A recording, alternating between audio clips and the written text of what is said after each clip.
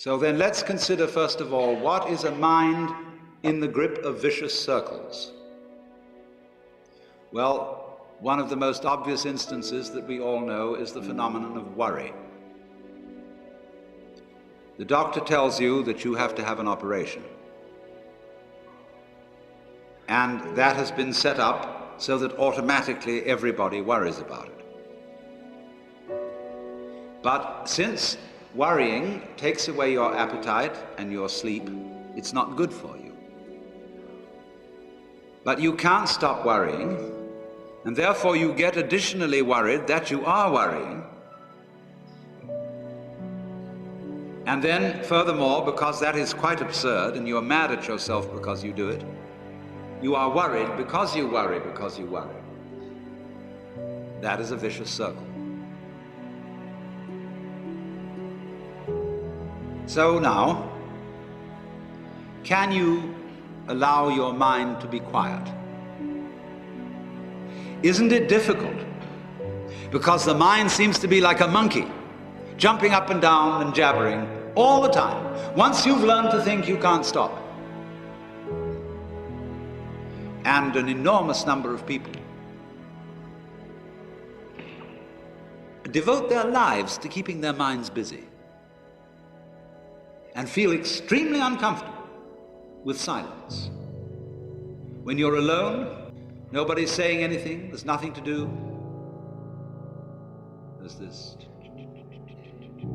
worry, this lack of distraction. I'm left alone with myself, and I want to get away from myself. I'm always wanting to get away from myself. That's why I go to the movies, that's why I read mystery stories, that's why I go after girls or anything that you do, or get drunk or whatever.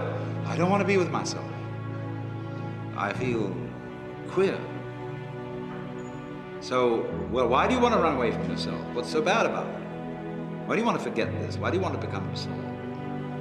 Because you are addicted to thoughts. This is a drug, a real dangerous one. Compulsive thinking, going on and on and on and on and on all the time. It's a habit. So there's a difficulty about stopping that activity. And you really have to stop it if you want to be sane. Because if I talk all the time, I don't hear what anyone else has to say. Then I'll end up in the situation of having nothing to talk about but my own talking. Or so in exactly the same way, if I think all the time, I won't have anything to think about except thoughts. So in order to have something to think about, there are times when you simply must stop thinking. Well, how do you do that? The first rule is don't try to. Because if you do, you will be like someone trying to make rough water smooth with a flat iron. And all that will do will stir it up. So in the same way as a muddy, turbulent pool quiets itself when left alone, you have to know how to leave your mind alone.